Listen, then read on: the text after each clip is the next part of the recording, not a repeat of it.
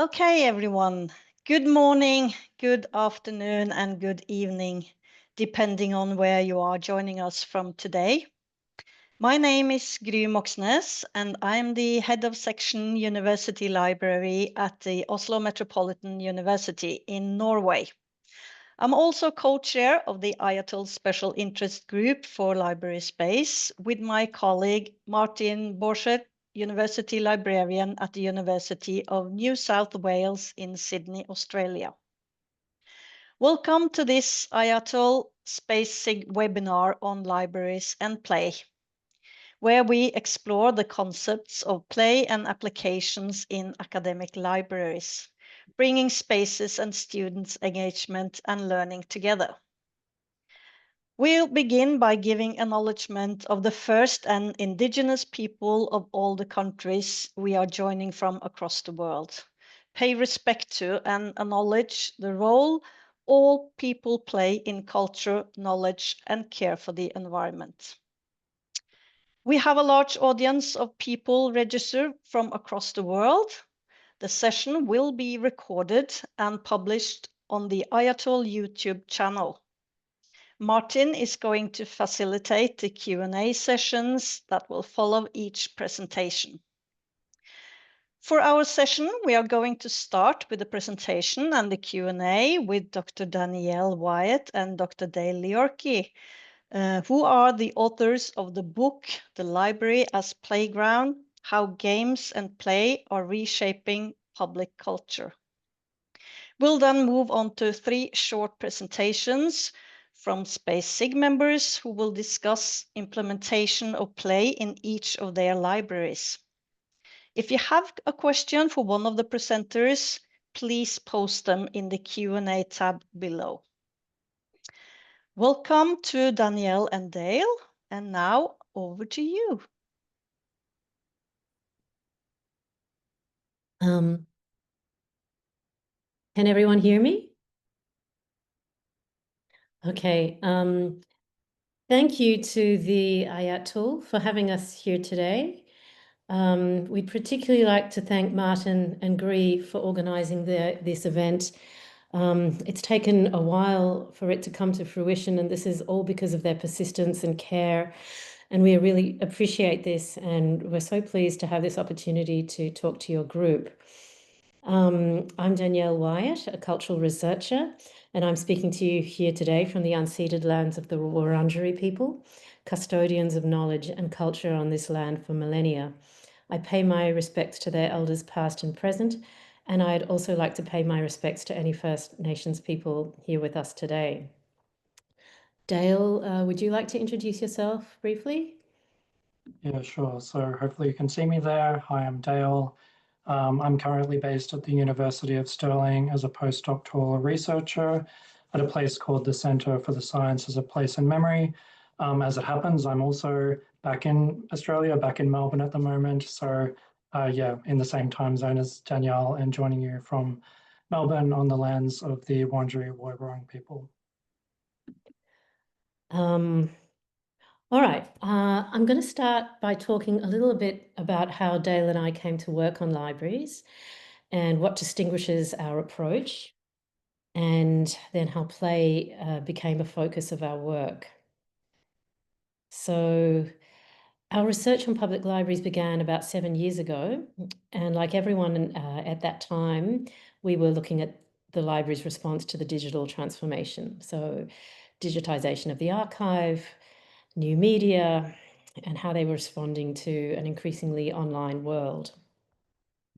Now, neither of us have a background in library and information sciences.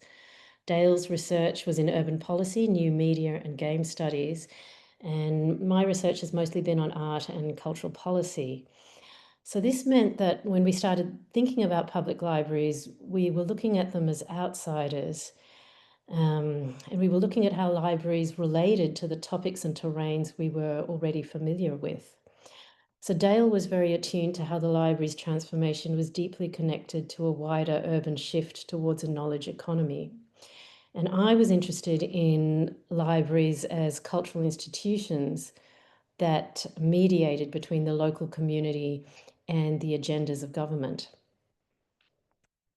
So I think this is how we came to see the public library's transformation as a kind of microcosm of wider economic and cultural changes. And yet, despite this broader significance, at the time we started our research, there was very little academic literature about this in the disciplines we were familiar with. So urban studies, cultural studies, media studies, all these disciplines in which the library was making a big contribution, they barely appeared. But this has really changed now in the last few years, we'll note. But anyway, so, noticing this absence, we situated our research in this space between the library and its role in the city and public culture. And Dale has echoed this approach in the way he's looked at the academic library, looking specifically at its symbiotic relationship with the neoliberal university campus. Our methods have been mainly qualitative and ethnographic. So that's involved interviews with a lot of library workers, observing library programs and how people use them every day. We've attended tours, we've had the occasional invitation to internal workshops and meetings. And we've done this kind of field work across a wide geographical range. So everything from major city libraries like State Library Victoria and Doc 1 in Aarhus, to suburban libraries in Melbourne, Queensland, and Singapore, to, for example, a tiny one-room library called Gulag Meta on Thursday Island in the Torres Strait, which is in the far north of Australia. Across the breadth of this fieldwork, we began to notice the recurrence and prominence of play. Every suburban library, no matter how small or poorly resourced, seemed to have a gaming console somewhere on the library floor. There was a lot of Minecraft around, either as one-off gaming days or for regular programming. We noticed that children's sections were expanding and becoming more elaborate. Where they'd once occupied a corner of a room, they were now filling whole rooms and even expanding to whole library floors in some cases. Similarly, we were seeing an expansion and externalization of the library as a building. So architecturally, libraries were opening themselves up to interact with the city. New library developments were incorporating plazas and open public spaces where people could play or relax. Or the library was connecting to existing playgrounds and parks in ways which made the library an extension of these playful civic spaces. Now, at the same time as we were observing this sort of welling up of play across the library, we saw play appearing more prominently in the city. And it was appearing in kind of official ways. So not simply, skateboarders on a street corner, but we were noticing institutions hosting large international game festivals and funding creative play projects. Governments were creating the regulatory environment to attract the video games industry and to support a wider play and gaming ecosystem. And play was being used for local placemaking and urban activation, particularly we noticed post-COVID.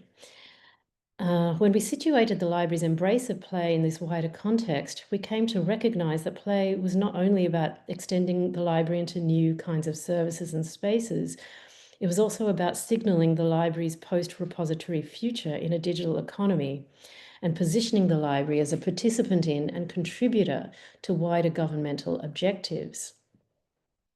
So this is very much the perspective we brought to our book, The Library as Playground, which we published in 2022. When I reflect on this book now, I can see us making an account of play in the library, an account of play that talks about it performing two overlapping functions. So this is not how we structured the book at the time, but this is what thinking back, I think it's these two overlapping things that we're trying to capture in the book. And the first is a material function in which play drives new collections, services, and programs. It reshapes the library space, both internally and in its architectural relationship to the city, and play alters the library's temporal rhythms and patterns of use. And the second function is about play's symbolic role. So play signalling the library's contribution to the digital economy, to creative industries and lifestyle economies, all of which define post-industrial urban development.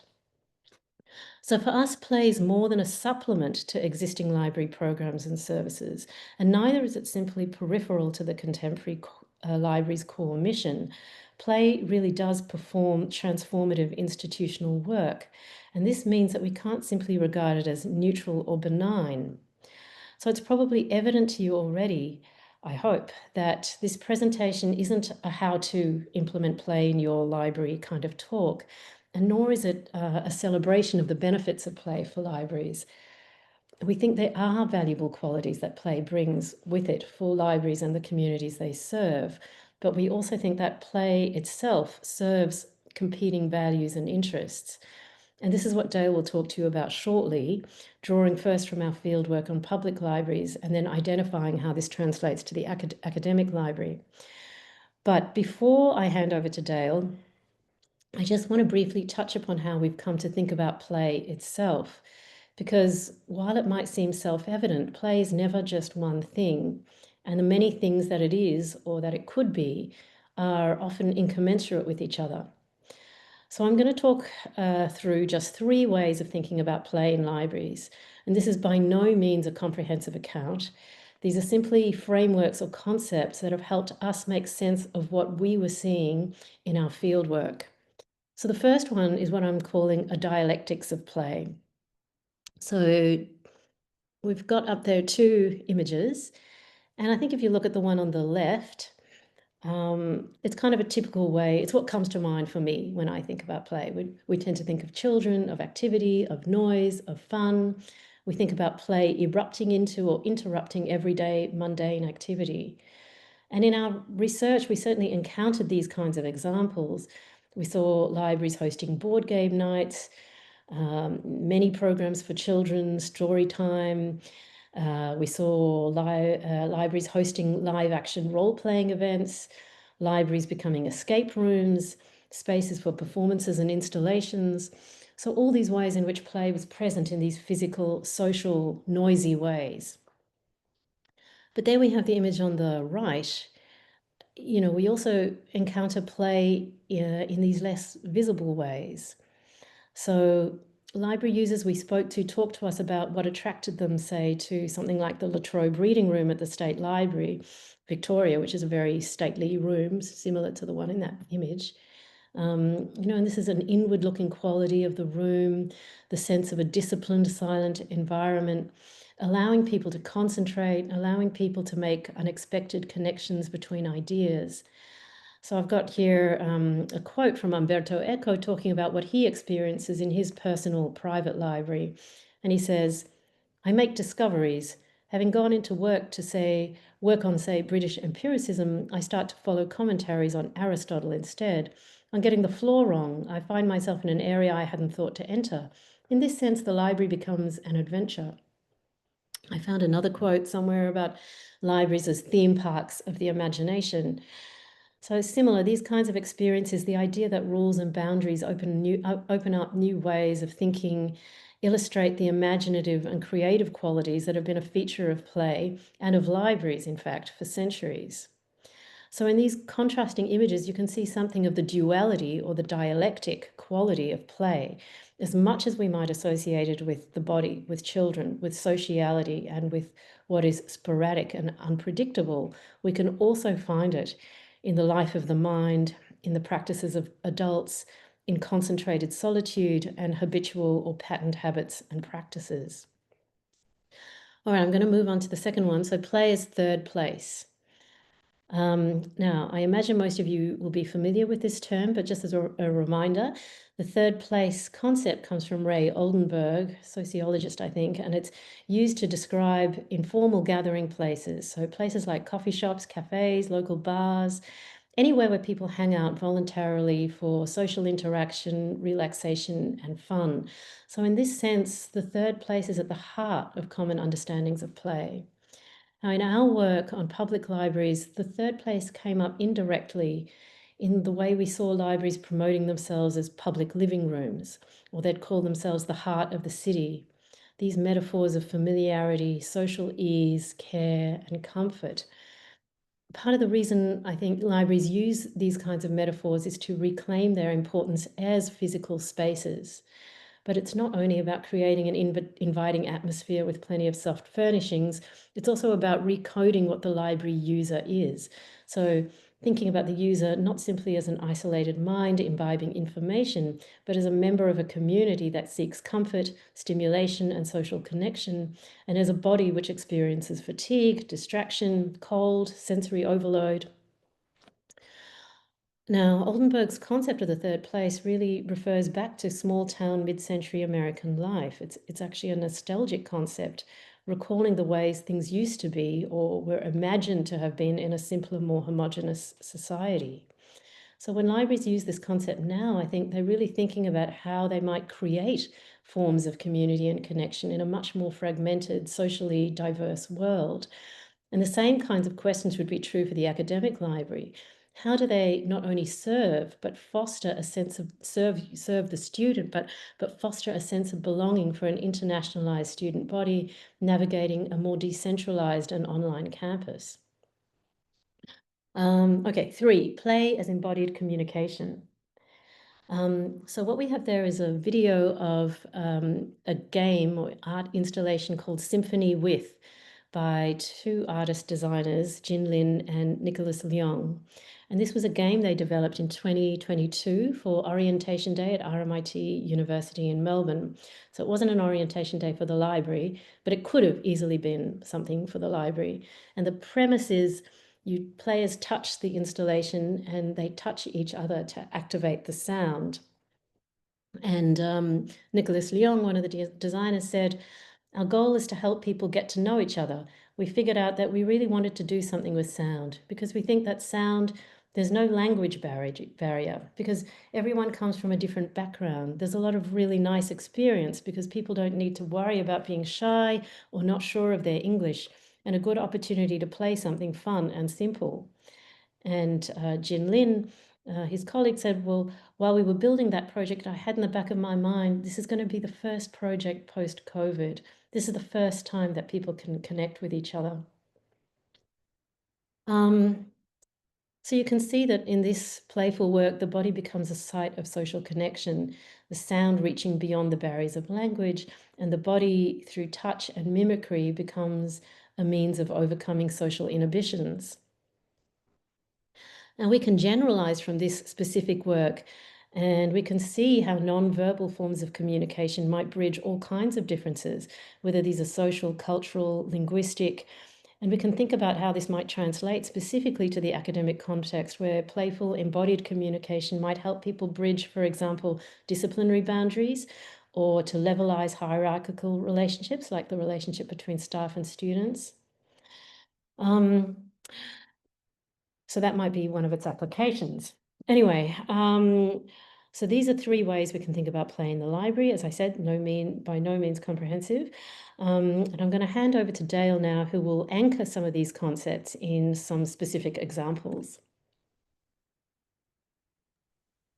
Okay, thanks for that, Danielle. And Danielle, can you just confirm that you can hear me okay and still see my slides?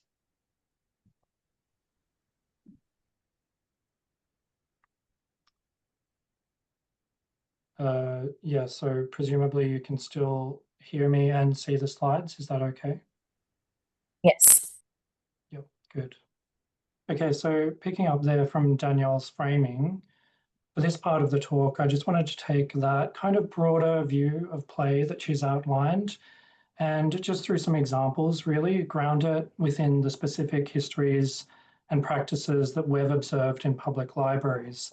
So I'll begin here with public libraries and some of the observations we made through our book, and then trace how some of those similar dynamics might be playing out in the academic setting. So from our research, one of the strongest patterns we saw was that play in public libraries is rarely neutral, and Danielle's already touched on this. So it's embedded not just in the collections and services of libraries, but also in their architecture, their design, and their spaces. It's also contested, so something that's defended, justified, and often resisted, And lastly, it's also strategic. So it's part of public libraries' broader transformation into community hubs and third places, and ways of reaching new audiences. So I'm just going to unpack each of those three dimensions in turn through some examples. So in many public libraries, we see that play is now woven into the institution's fabric, not just in programming and collections, like loanable video games or tabletop games and board game nights, although certainly we're seeing more and more of these in public libraries. But play is also integrated into their architecture, spatial design, wayfinding, and everyday rhythms. So sometimes this is quite subtle, a chess table or puzzle nestled among the stacks, a games console in a corner. Other times it's more integrated into the building's flow itself, like the bright red ribbons at Hjørring Bibliotek in Denmark that you can see here, sort of guiding visitors through the space. At the kind of like meso scale of library design, play is also sort of reshaping entire zones of the library. So in Singapore, the Maitree House area, for example, creates a fully immersive eco-themed children's zone, while other Singaporean public library branches that we looked at allow play to spill into general collection areas through color-coded shelving and porous boundaries, sort of altering the overall vibe of the library. So these shifts are kind of changing the library's atmosphere and ambience, but also how the library is experienced, governed, and managed as a whole, rather than just a kind of set of discrete parts. And importantly, this reconfiguration that we're tracing is also temporal as well as spatial. So one of our interviewees who runs Minecraft coding classes spoke about the kind of long-term impact of those classes, how they're longitudinal in the sense that, quote, I like to see children progress and learn about the game over time and watch them find what they're interested in. Having a group of children who have never existed in the same room before sit down week after week and learn a game together is great because the children kind of get to know each other. So this sort of points to how libraries themselves create a distinct gaming environment, one that sort of allows repeated, focused engagement over weeks or months in a social setting that's not entirely educational, but also not entirely entertainment either. And these temporal shifts were echoed in interviewees' comments about after-school surges in activity, noisier atmospheres, or scheduling gaming zones so they don't overlap with school attendance times.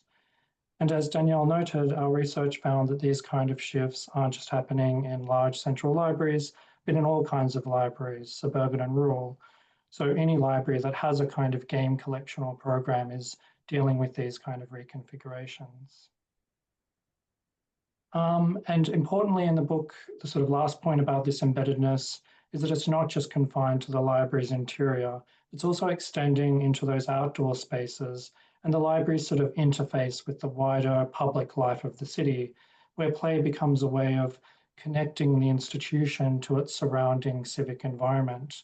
So in Aarhus, the famous Dock One library, for example, has the outdoor globe play area that sort of wraps around the building, linking the library to the city's redeveloped waterfront.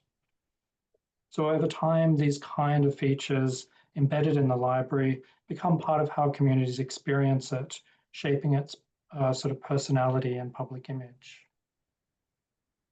Now, of course, and I'll just touch on this briefly, this embeddedness doesn't mean that play is universally embraced.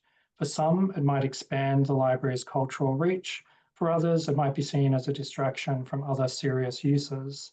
So these tensions surfaced through our interviews in decisions about space allocation, programming priorities, and how noise or movement is managed. And as academic Scott Nicholson in his book has already pointed out, games and play often need to be justified in instrumental terms in libraries, so tied to literacy, education, or civic outcomes, which makes them palatable, but can also undermine arguments that games are a legitimate form of art and culture, that they belong in the library. So this sort of push and pull is part of that everyday negotiation of a library's mission and identity that we observed. And lastly, play can also be a deliberate tool for repositioning the library, signaling openness, attracting new audiences, and fostering longer, less sort of transactional visits. At one Melbourne library, the Longitude video game exhibition presented independent games from across the Asia Pacific in a kind of gallery setting, inviting sort of slower, more reflective engagement with these games. We spoke to the curator of the exhibition, who noted that libraries allow video games to be reframed and recontextualized. They're wonderful contemplation spaces that invite thinking about games at a different speed, not just rapid enjoyment, but what they might communicate philosophically or culturally. So this speaks to the way I think that libraries, as respected public institutions, can themselves legitimize games simply by including them among their programs and collections. Like museums and other cultural institutions, they sort of change the way people relate to games and offer different modes of engagement with them. Now, here I wanted to sort of take this embedded, contested, strategic lens into the space of the academic library, where I think there are many parallels that are still evident, but I'll just point to what I think are a few maybe significant or notable divergences. But at first, I wanted to just make a caveat, which is that we haven't looked at games and play in academic libraries to the same extent as public libraries. So these observations come specifically from work that I did on a project about university campus planning in Australia, where libraries were just kind of one component of the campus that we were looking at. So these points are a bit more anecdotal, a bit more loosely connected to the research I've done on games and play in libraries before, but we'd just be interested to sort of hear how our respondents and those of you in the audience, how much these kind of observations resonate with your own experiences. So first, I think in academic libraries, play is far less settled. While there are examples of playful elements being integrated into the built environment, so thinking here of wayfinding that invites exploration, flexible furniture, informal games in breakout spaces. In my observations, these tend to appear more as add-ons or short-term and sometimes short-lived initiatives rather than more permanent features. Academic libraries, through the preliminary interviews I've done, are still primarily framed in many people's minds as sites of study and collaboration, and anything that sort of departs from that default mode risks being treated as temporary or exceptional rather than something that's normalized. When play is embedded successfully, it tends to be tied closely to orientation activities, maker spaces, or digital learning hubs, so spaces or events that are already sanctioned as creative or experimental in some way, rather than necessarily spilling over into other realms in quite the same way we observed in public libraries. So gaming and play might be safely relegated to a specific room or a gallery space outside the library's main zones, rather than bleeding into other areas. Of course, there are exceptions to this, and I'm sure we'll see some really interesting examples of how other librarians are dealing with these tensions.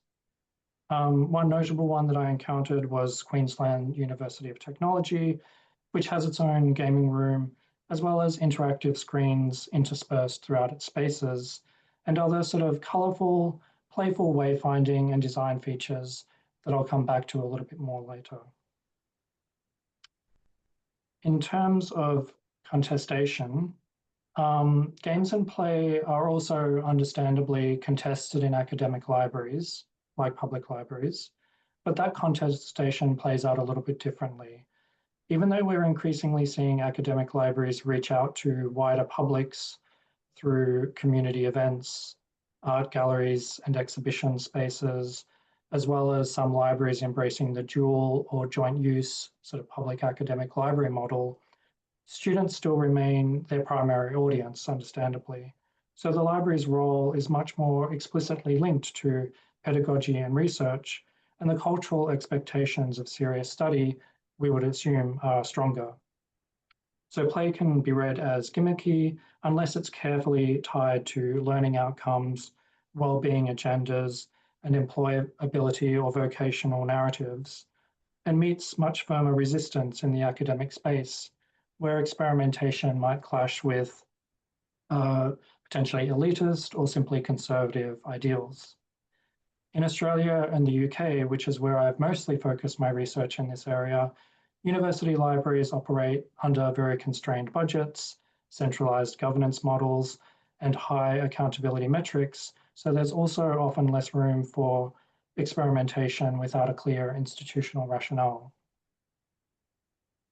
And lastly, on the strategic level, play in academic libraries can be a powerful way to expand their role beyond information access, turning them into social, creative, and communal hubs on campus.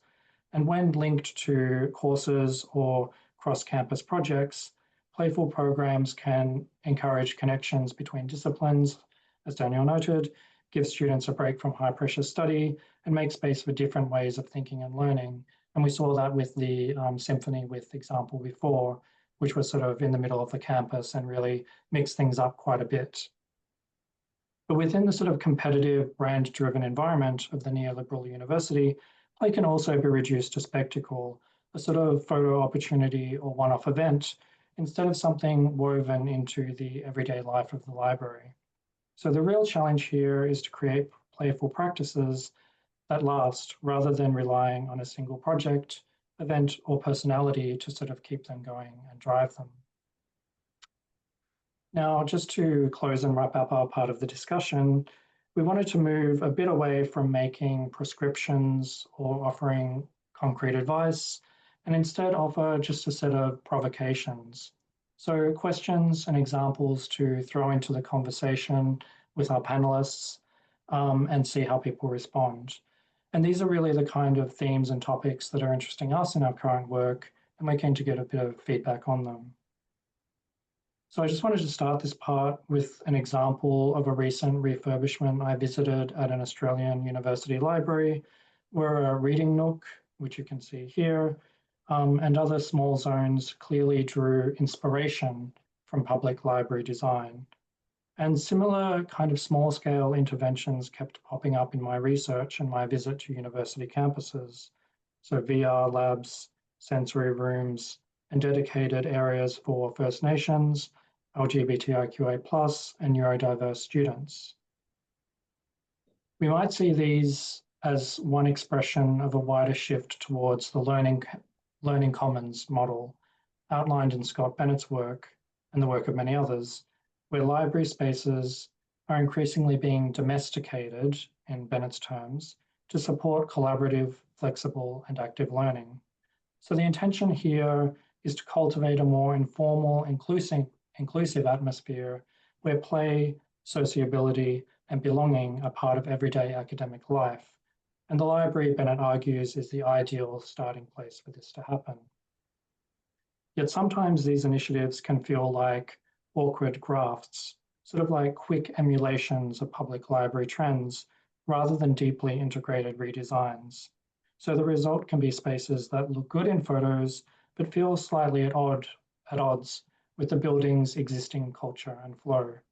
So the tension there isn't about rejecting such spaces, but recognizing that their success depends on how well they're embedded in the library's broader rhythms, governance, and relationships.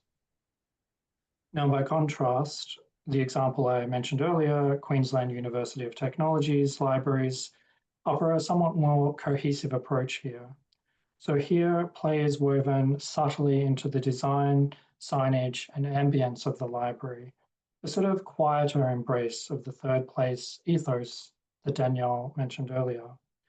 So in this kind of broad shift we're seeing away from a more traditional collecting library with stacks and conventional study spaces, many academic libraries, of course, are reimagining themselves through these kind of signals as spaces between home and work, as informal gathering points for social connection, exchange, and study. So QUT's Calvin Grove Library sort of exemplifies this in some ways with its bright colours, its sink-in furniture, its lively meeting zones, and mobile, sort of low-profile service desks that dissolve boundaries between staff and students. It's also moved to 24/7 opening hours, which further reinforces the library as a safe, inclusive place accommodating a wide range of needs. So we don't really want to valorize one example over another here, but we do want to make the point that when thinking about bringing play into academic libraries, all of the forms of play that we've discussed, embodied and cognitive, social and dialectical and so forth, are relevant, not just the most immediately obvious ones. These all clearly intersect with shifts in higher education from a teaching to learning model and with a broader focus on student experience. And they can speak to different levels of comfort and familiarity with play as a concept in the academic library. So for some, playful spaces may counterbalance the high pressure demands of academic life. For others, they may directly support measurable outcomes and the university's mission. But in either case, the challenge is ensuring these spaces are more than symbolic gestures, but they actively shape the tempo, relationships, and possibilities of campus life. So this brings us to our final provocation, I guess, which is the play that we're seeing in academic libraries what we might term upward-facing, or is it outward-facing? So upward-facing play seeks to perhaps impress senior leadership, funders, and stakeholders, aligning more with strategic plans and branding. Outward-facing play, on the other hand, is grounded in communities of practice and everyday users, focusing on continuity, relationships, and shared ownership. In reality, most examples of play in academic libraries sit somewhere between those two poles, but the balance between them, I would argue, is sort of what matters here. So lastly, I just wanted to add also that this is where we're seeing the most clear parallels with public libraries. Both academic and public libraries are under pressure to reinvent themselves amid sort of reduced use of traditional physical collections, competition from digital platforms, and shifting patterns of civic and educational life. Both are experimenting with galleries, games, makerspaces, media hubs, and so forth to expand their remit, and play, as we've demonstrated, is a small but steadily growing part of that transformation. So the missions and contexts may differ, but there are synergies there and lessons to be learned. So if play in the academic library is to move beyond spectacle, it has to be woven within the institution's ongoing life, responsive to the culture and needs of its users, and recognized as a part of the serious work of fostering knowledge. How that's done, of course, varies by setting, and hopefully we see some great examples of that and some discussion, but that's the key sort of challenge we're identifying in this space. So I'll hand over to Danielle now to wrap up.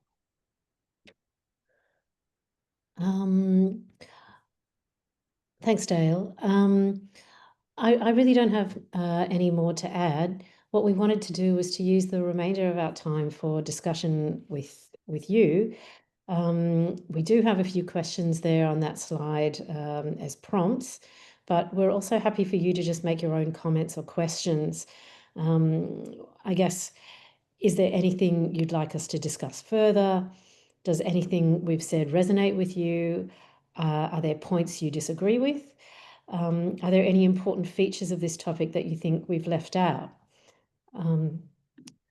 Please let us know. Thank you very much, Danielle and Dale, for your wonderful presentation. Really interesting and inspiring. We are up to a Q&A stage now where we would invite members of our audience to post, if you like, a question or comment into the Q&A, and we'll read those out for you to have those answered. So please enter them into the Q&A now while we've got time. While we wait for that, I've got some questions as well. So what has been the feedback that you've had to, that you've had with your book that was published in 2022? I might let Dale talk about that because I haven't had too many discussions about our book with. Yeah. Yeah, I mean, maybe you'll think of something as I'm talking, but yeah, certainly, I think it depends on the context. Here, we're sort of talking to librarians, and so perhaps the more practical examples are resonating with librarians, and certainly we've got a lot of interest in examples that worked, things that didn't work, these kind of more practical insights. What we were trying to do with the book was maybe shift the conversation a little bit. And I think maybe Danielle's part of the talk here was kind of capturing that expansion of play and games beyond the more immediate traditional like kind of ways that we think about them, and into the rethinking of what the library as an institution is and how play kind of fits in that historical, cultural kind of model that the library offers, what its distinctive features are within our contemporary sort of digital culture. Yeah, I think all I can say is probably the main thing is that the trends we identified are accelerating, and perhaps the kind of resistance that we identify in the book around like caution or ambivalence about games is, yeah, increasingly eroding as games become more of a kind of recognizable cultural form, especially post-COVID, when games sort of, became a key mode of engagement through that time. Yeah. Okay. Did you have Yeah, anything to thanks. add, Danielle? It's a few years since that book came out. So what, in that time has changed, do you think? You talked about acceleration of some things, but have there been changes? I mean, the first thing I'd say to that is that play itself, moves very fast. The sort of social trends that we kind of see move very fast. So one very practical example I would give you is that actually in the early days of us doing research, every library wanted to had a 3D printer.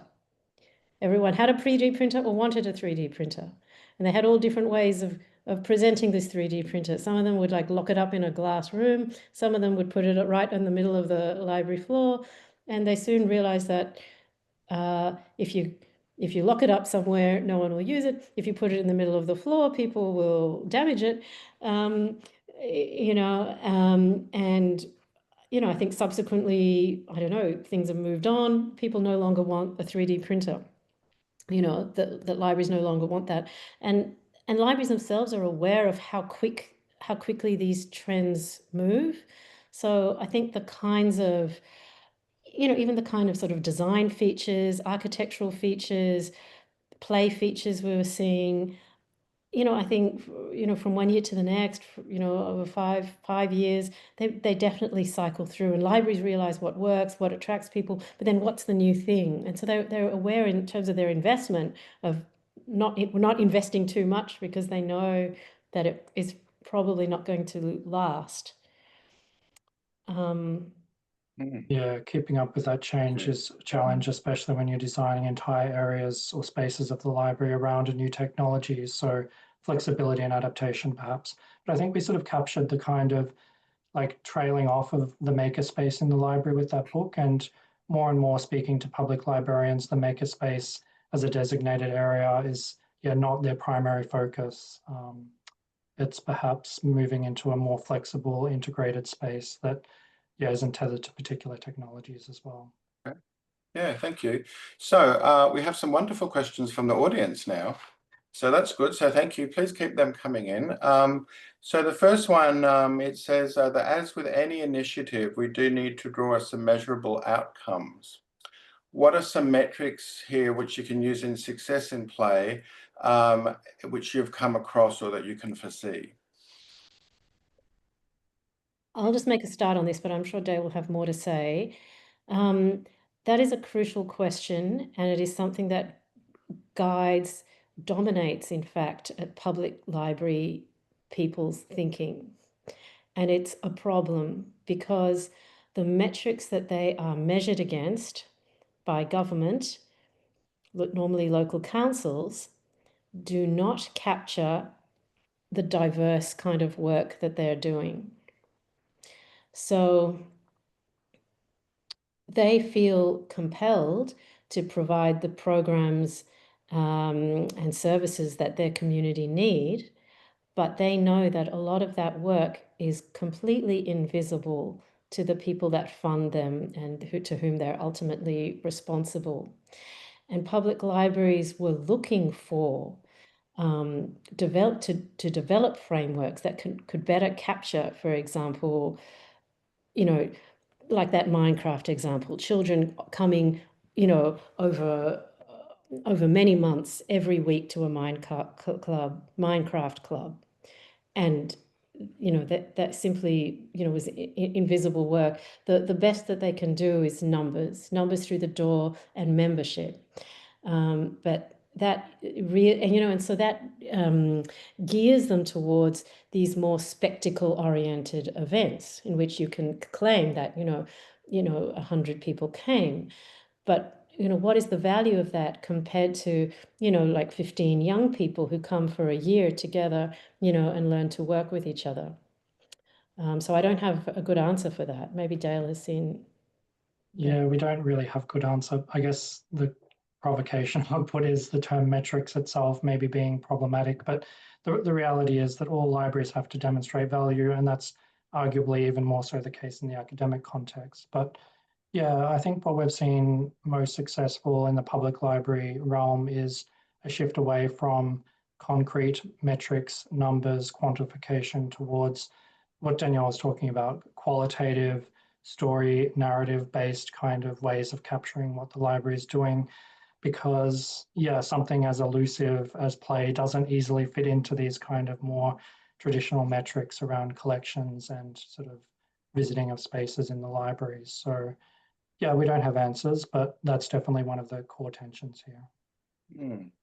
Okay, thank you. And the next question is asking if you could share a bit more of the spaces you came across with the libraries as a space for imagination to play, or a quiet space for reflection.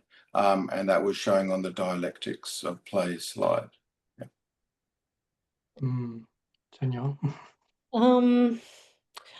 Surprisingly, I would say it's not necessarily a specific, designated space in the library for play or the imagination, but that sometimes the library itself, its very libraryness, makes it a space for reflection and imagination. So I think one of the, it's interesting that, in Melbourne, in the city, you've got two big universities, RMIT and University of Melbourne, each with their libraries. But huge numbers of students go to the State Library Victoria, and they go to other smaller independent libraries. So why are they going there? Part of it is, I think the State Library Victoria offers this very traditional, space with the gravitas of the stacks, of the green lamps and the wooden furniture. And there's something about that disciplinary environment that there's a sort of, that I think that the students we spoke to were really attracted to, for stimulating the mental life. For those other libraries, I don't know. I think it's something about their informality, actually, that may be attracting people. I think they did have that sort of third place quality, that was a kind of welcoming, accommodating space that made you feel that the learning was self-directed and independent rather than imposed. But yeah, Dale, do you have anything to add? Yeah, the third place has been really powerful and persuasive in the public library context, and I didn't encounter it as much in the academic context. So I'm interested to hear if it's something that people are working with and sort of actively using. But yeah, certainly like the research I've read on like the transformation of university libraries is that students still want stacks, physical books in the space of the library.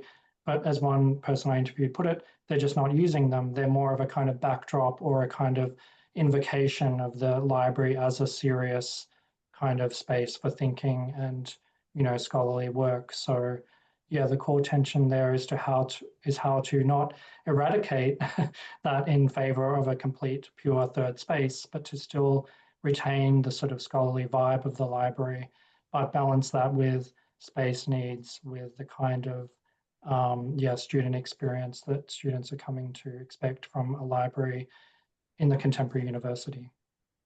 Mm-hmm. Thank you. So there's a couple more comments in the chat this time. One here is from the Philippines, talking about, often libraries don't have a lot of budget and resources, so this impacts accessibility and reach, I think. I think of these programs in libraries. So maybe some comments about, how can libraries implement play, I think in low-cost ways without a lot of staffing as well, I think. Yeah, and again, it's many of the libraries we're looking at are operating on extremely limited resources. But also one thing I encountered, especially in Australia, is the furnishing provision budgets are also often quite centralized, and it can be a challenge just to get very basic space or furniture changes. So yeah, I think these tensions are just heightened in the academic context, perhaps. Public libraries, we saw like small boxes that could easily be slotted into a corner and break out into a space. We saw quite sort of flexible mats or sort of other easily stick on kind of spaces that change the dynamic and flow of an area. So yeah, again, we're not offering like a practical kit or anything. And there's actually a whole bunch of books that we mention in our book that offer those kind of tips. But yeah, the kind of, I think the low tech and easily integrated is key here, because as Danielle was saying before, investing in high tech interfaces and devices can quickly become redundant. So it's actually the often low key, low tech examples that work the best, rather than trying to acquire, new technologies and devices. That's kind of the most successful kind of level at which we were seeing public libraries embrace this. Mm-hmm. Thank you. We have a question from Bath in the UK asking if there are any activities, approaches that really stood out in your research that you saw, in terms of what worked really well in terms of facilitating play and a sense of community. I'll just give a small example that also speaks to the point from the Philippines. So we have an example in our book about chess in the State Library Victoria, where for years there'd been a chessboard or several chessboards, and they'd been tucked away in a corner, and the only people that used them were a few expert chess players, old European men, is what we were told, who did not play it as a game. They sat down they played themselves. I'm really not sure how they did, but they weren't playing with anyone else. Anyway, so the librarians moved the chessboard to a more visible public place. And all of a sudden, there were a lot of international students using the library. They started using the chessboard and started challenging these old masters to a game. And the library, people watch chess, I've noticed, and they would come around and stand around and, and participate, and it would be this, temporary community moment. So, I mean, to me, that's something it's low cost, it's just about placement. It's just about, resources you already have that when put into a new environment, actually have a completely different effect and become, rather than this sort of solitary thing, become this, energizing collective thing. Yeah, and creating edge spaces around play, perhaps, so the spectacle element can also be sort of transformative here. And I just to add to that, there's also an example in a book about an escape room in a public library, which was quite closely tied to the library's history, was its 150th anniversary.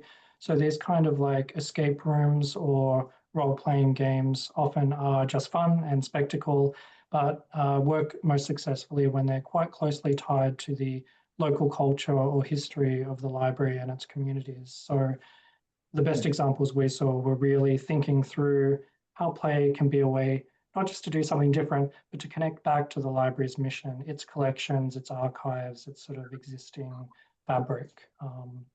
Yeah, I won't unpack it all there, but yeah. And the last question that we'll have at this time, but we might have some more later, is really how to manage noise in the library while we're ensuring play and maker spaces in the library. Have you seen any tactics for that? Some of that was around timing, so, particularly smaller libraries that couldn't have a designated zone or space would do, people would know that after school hours from like 3 to 5:30 are going to be noisy, whereas morning hours are not, so they would divide it that way through time. However, I think librarians are aware that this never pleases everyone.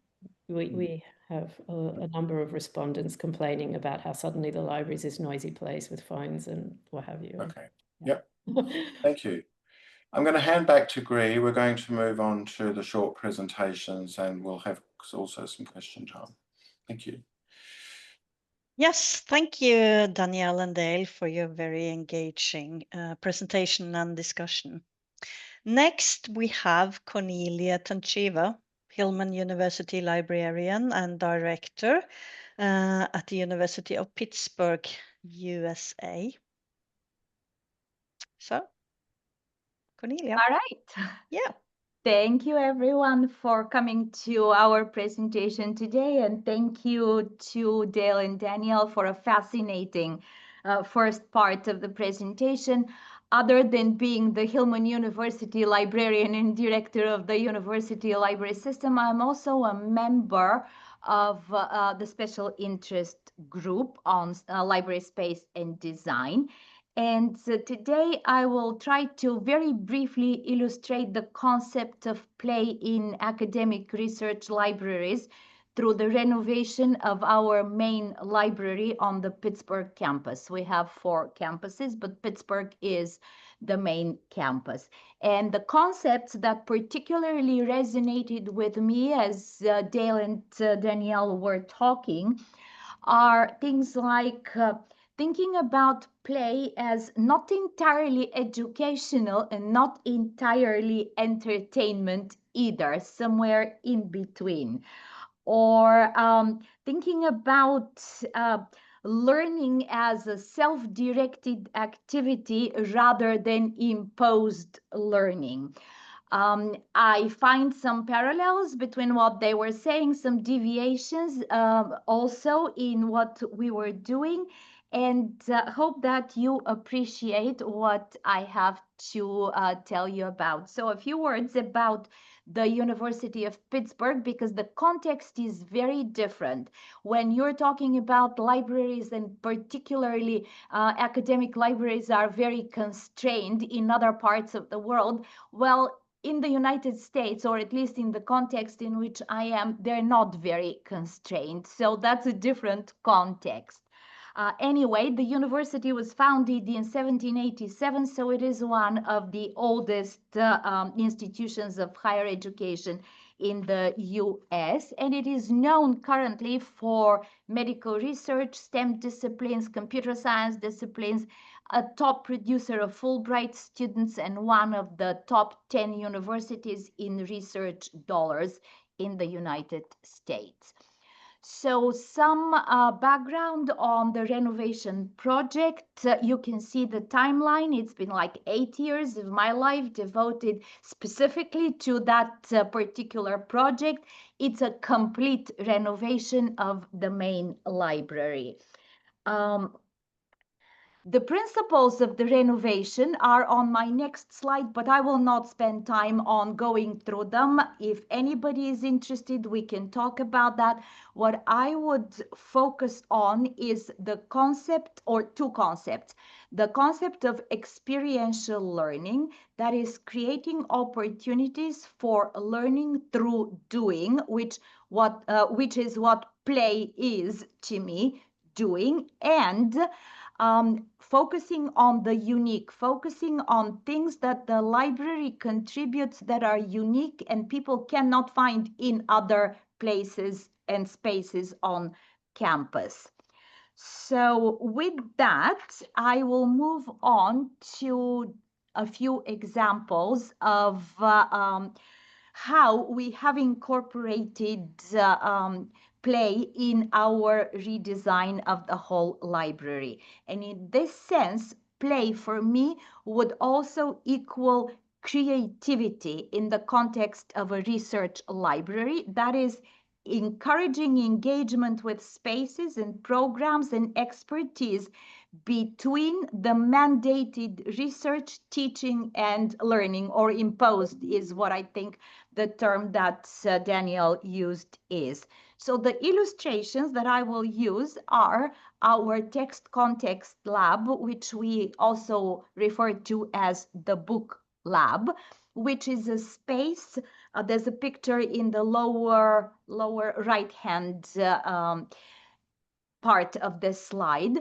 This is a space where students come to learn how to make paper, how to print books, how to bind books. We offer workshops, how to do paper marbling, or how to do book engineering, which is all those pop-up books that you remember from your childhood reading, etc., etc. So a lot of classes are brought by professors, for instance, a class on the history of the book, but then students come to do their own projects. They take workshops or they just come to use the capabilities of the space and create things like greeting cards or Valentine cards or whatever it is that they want to create. That is, again, an illustration of creativity beyond the required learning and teaching. Then another example that I want to give are the 3 digital interactive walls that we have. There's a picture of the one that's connected to our archives and special collections. That's the top right-hand corner of the slide. So here we wanted to give the opportunity to students and student groups and staff and faculty on campus to explore the archive in a different, more extensive, more playful way. So here you can include videos, you can include multiple objects from the archive, and your commentary as a user of the archive. So we have 3 of those. This one has been in operation since 2020 and is extremely popular. We have a very long list of people and groups who want to use it. Then the new space, and it's rather an array of spaces that is coming up this fall, is our media suite, which includes a digital equipment production lending program, a film lab, an audio lab, a 1-button studio for podcasts and videos, and 2 editing rooms. And again, they're not for the film studies program, they're for everybody on campus. So you don't have to have an assignment or this be part of your curriculum in order to use those. The last thing that I would mention here is our very sustained outreach to make our special collections and archives a source of creative inspiration. We offer creative fellowships to local artists in the community to come use our archives and then create pieces of art inspired by the archive. And the piece of art doesn't have to be, let's say they're using the archive of August Wilson, an African-American playwright. They don't have to write a play. They could create a quilt. You see an example of a quilt there. Or they can create paintings. There's a group of students that worked on creating this project based on an archive of ours. So that use of the research material for creative inspiration is our way of promoting engagement beyond the obvious uses of academic libraries. And finally, I want to say a few words about a kinetic toy collection that's coming to us. And I know that a lot of libraries have games and collect games, but this is very different. This is a special archival collection of vintage kinetic toys from the 1940s and 50s, extremely valuable, priced very highly, but both the donor and our archivists want to have the collection be used by students in groups or individuals and possibly risk damage, right? And when we damage those toys, very often they cannot any longer be replaced. The idea is to have engineering students try to fix the broken toys if that's possible. But the reason why I'm giving this is because it's a different, as an example, because it's a different way of using special collections that goes against the grain of we collect special collections to preserve them for the future. And because we have so very little time, I'm going to stop here and either take questions now or just transition to the next panelist. And again, a big thank you to Dale and to Danielle for their presentation.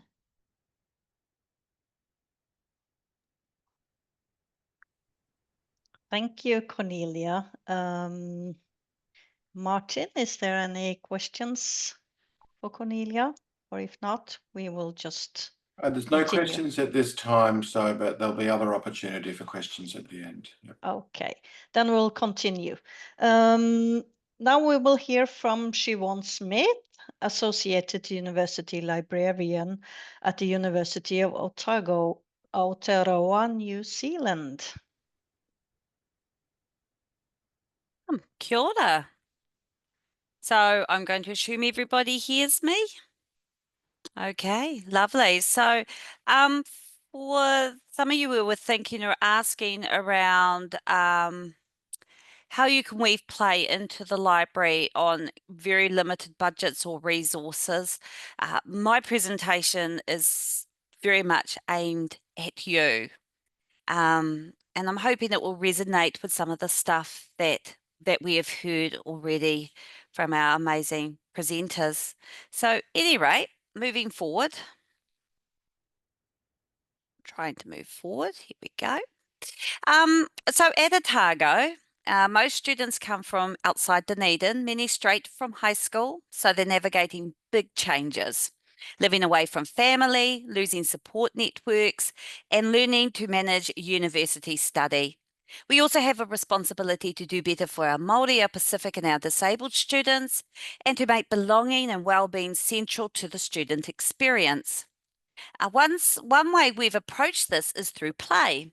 Play builds a sense of belonging, promotes well-being, creates opportunities for connection, it sparks creativity and collaboration. It's about making the library not just a place to study, but a place to feel part of a community. So when we started weaving play into our library experience, it didn't come from a big budget or a major redesign. It came from looking at what we already had, our spaces, our people, and our events, and finding ways to use them differently. Play doesn't have to start with a massive injection of resourcing. With a bit of creativity, we've been able to build belonging, promote well-being, create opportunities for connection and spark collaboration, all without needing to knock down walls or buy expensive new things. The next few slides are a whirlwind of examples showing how we've made that happen. We found that encouraging playfulness starts with our staff. So when our people feel engaged, creative and connected, their enthusiasm naturally flows into the work they do with students. Play isn't just for our customers, it's a powerful tool for our teams too. One way we've tapped into that is through Lego Serious Play. It's a hands-on method that helps with problem solving, strategy, and team building, and gives everyone an equal voice, sparks fresh ideas, and builds stronger, more collaborative teams. One of our earliest examples of play in the library was inspired by my son, who has a print disability and found his school library most accessible when it hosted board games and role-playing. So drawing on that experience, I worked with the Otago Role Playing and Board Game Society, a student club, to run an all-day event during orientation. The idea was to give new students a different reason to enter the library, one that wasn't about study or borrowing books, but about connection and fun. It was such a success that Orbs now returns every year and also runs an event during reorientation at the start of semester 2. And these sessions encourage social connection, build community, and help students feel at home in the library from day one. Another early example is our partnership with Unipol during exam time. We set up a little exam time camping zone in the library, complete with tents, comfy seating, and even a forest backdrop to give it a bit of design flair. Inside, we encouraged activities like colouring and card games, simple, low-pressure ways for students to relax, recharge, and connect with each other. Observationally, staff could see it was hugely popular. Students gravitated to the space, stayed longer, and often came back multiple times. It was a clear reminder that even small, playful touches can make a big difference to well-being in stressful times. Not all knowledge is in books. Māori culture has long shared knowledge through storytelling, art, music, song, and dance.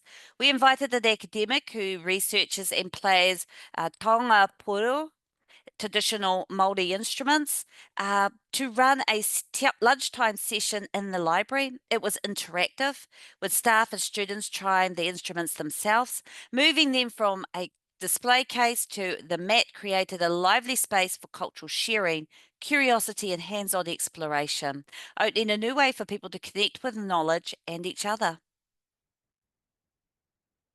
For 20 years, Dunedin has hosted the International Science Festival, and the university is a proud partner. This year, we linked the Science Library to the festival for the first time with a simple pop-up, just a whiteboard, a couple of tables, and some props. Visitors guessed molecules, they coloured lab coats, and tried a microscope slide challenge showing how small, low-cost activities can connect the library to a major city event. Play circuits, sorry, just got to find my place here. So this was a exercise circuit through the Central Library with stations for squats, cycling, and press-ups spread across 3 floors. The message was simple: movement supports study and well-being. Not many students completed the full circuit. Plenty used the bikes for gentle cycling, taking time out and chatting with friends. And it became less about a full workout and more about giving students permission to move, reset, recharge in the middle of a study day. So I'll just move on to the next one here. And so now we've got an activity table that was set up adjacent to Te Ara Atawhaki, our Māori Resources Collection Space. We've been slowly working to indigenize the area around this collection, making it more reflective of the knowledge it holds. As part of that, we introduced a short-term playful activity, teaching and encouraging people to weave puti or flowers from harakiki or flax. And the table was available for a limited time, but during that period, dozens of woven flowers were created, and it offered a hands-on way to engage with Indigenous knowledge and brought a creative, mindful moment into the library. Open day is when prospective students come to explore the campus, learn about courses, and get a feel for life at Otago. It's a critical recruitment event, and as New Zealand's oldest and most southern university, we face strong competition from institutions closer to the home for many of our students and also in warmer climates. So in the library, we created playful displays featuring comics, manga, and other books not usually associated with academic academic libraries. We knew these would connect with our audience, and with the 2025 dates falling on May the 4th and 5th, we couldn't resist a Star Wars theme. Engaging, fun way to spark curiosity and start conversations with our future students. And then my final example, which is my favourite, is a celebration of Cook Island Language Week.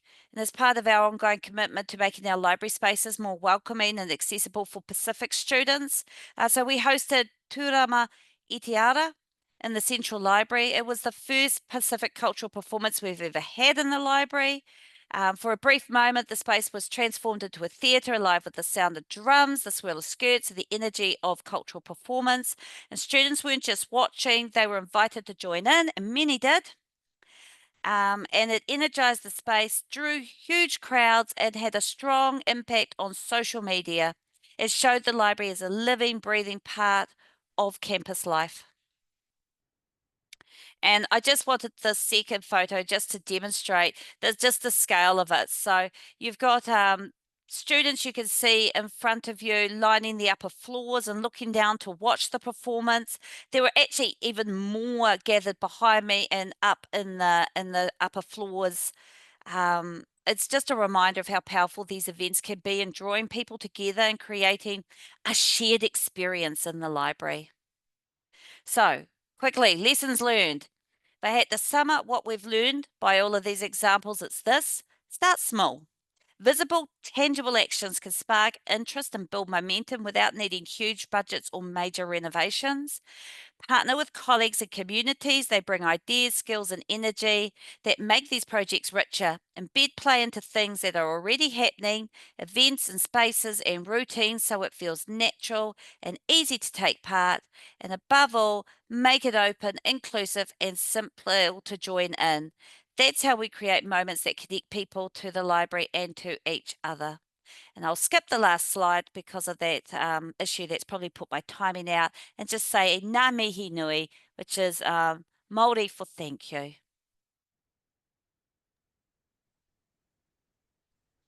Thank you, Siobhan. I think we'll just continue with our last presenter today. We'll hear from Martin Borcher from University of New South Wales in Sydney, Australia, and then we can take some Q&A at the end. Okay. Great. Can you see my slides well? Can you hear me fine? Yeah. So, hello everybody. I'm very happy to share with you our experiences with play at University of New South Wales Library in Sydney, Australia. We've been integrating play into the student-facing services around the academic calendar to increase engagement. And I've got quite a few examples to share with you today. So it's really about that we're trying to facilitate the intersection of library services and library spaces with our students to create a sense of belonging, also a greater understanding of our digital information skills framework that we use to underpin many of our events, and also to operate the library also as a social space and, as we heard, as a third space as well. It's also about how do we encourage our staff to innovate and to experiment. And again, like we heard before, things don't have to be very, very costly. So we've been using play to engage students in programs including orientation, also the peer mentor service, wellness and exhibitions. Here you see some examples of our student mentors. They lead orientation and welcome sessions for new students. New students and especially international students come to these. They like to meet new students at the start of term and start to engage in crafting. And of course, we also will add in also some library skills and information learning into that as well, which leads me on to the next slide. So students will experience here a combination of activities, snacks, introduction to library services, One of our ways where we use it for gamifying learning is like through bingo. We have library bingo, which is a really fun introduction. We also provide a flexible lounge area and a number of events operating in those kind of spaces, with a few examples showing in the pictures. So also the student peer mentors have created also library zines, which they use in promoting their services in a fun way. The students engage in workshops and complete activities. They also fill in a passport here, which is a library passport, with activity stamps as they move through the event, which is a fun way also to give students a recognition for their work. We spin a wheel to pick out prizes for students, and some of those works is really fun. Then you also see one of our library peer mentors there, who's using the lolly trolley, which is sweets, is used as an icebreaker, also by our student peer mentors who roam our learning spaces and provide a little bit of comic relief. I think here also are from the intent study, and also provide the in situ support wherever the students are. And we find peer mentors that they get a greater number of questions and are able to work in a close way with students when we do this.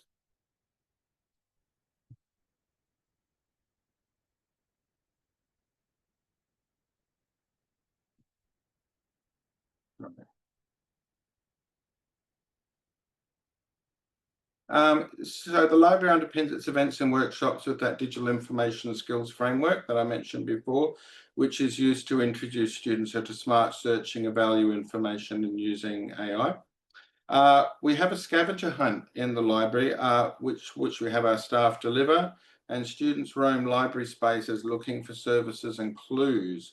We also have our staff with a bit of fun here, operating like the Pirate Council, which is available to provide clues to students and gives them hints. Throughout this range of activities, there are many students attend these kind of workshops throughout the year.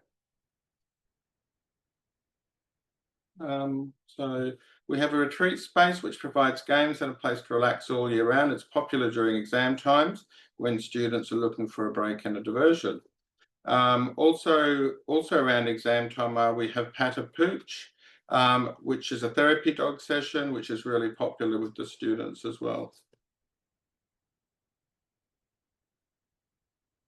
The last slide that I'll show today is a focus on our library exhibitions program and play. So the library provides, we have an exhibition and events program, and the focus really is on that we partner with researchers, teachers and students, and that we have a celebration of those activities that the university undertakes and excels in. This space has really had a lot of investment in it, and it has a design which is for purpose with movable walls and specific lighting. We hold 2 major exhibitions a year. Often there's a combination of physical and digital. And there are many examples of play in the exhibition program operated by an expert team. So for example, the first one there, which we have the creative play through craft and art making as part of library exhibition and the experiential learning program. We utilise crafting as creative play, which will spark the imagination for students. Here's an example of where we have the colour exhibition, which is a temporary light studio was set up allowing visitors to play and experiment with light and then a reflection and refraction. Example 2 is also from colour, inflections and interactions. While the light on the wall appears to be single colour, it's actually a mixture of blue, red and yellow light, and when visitors block the light sources with their bodies, it causes the resulting shadows to appear in the different colours. So interesting and fun. The third one is really about the Shelfie Photo Challenge, inspired also by a mural, which was the Cover Crush, which was I think a product that we purchased from Make or Break, With this event, students were invited to search the shelves for book titles that rub up against each other in playful and unexpected ways, and that they create unintentional, meanings and provocations, or poetry or humour. And we also asked students that they can also do a post of those. Example 4 was from Studio A artist Annette Galsturm, and it was mini golf sculpture for Trophy Dreams exhibition in 2022. So you invited her to pick a putter and gently play us in the mini golf sculptures, each featuring an icon or spirit of personal importance to the artist. The fifth one is an example of a virtual and augmented reality experience, which was in the extended reality exhibition in 2019, and VR also features in 2026 astronomy exhibition that we'll be hosting as well. Example 6 is a sensory experiment table in the exhibition of More Than Human Wellbeing from 2023. It's an activity which explores the senses and sensory play to inspire reflection on key themes of the exhibition, including health and well-being. You can either use a Feely box, or you can experience the sense of the Australian bush. There's also sand trays and dioramas to explore feelings for students. So we've got many examples there. We also have reading material for students, of course, but we buy also materials and make them available together for students to experience our playful literature. For example, we've also got murals on the walls and artworks created by students to give, I think, a sense of inspiration. So I'll stop there and we'll see if we have any questions for anybody. Thank you.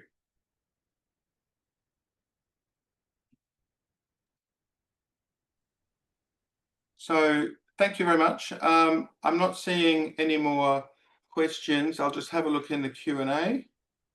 No more questions. We might see if anyone in the audience would like to share an experience or a program as a final moment to comment.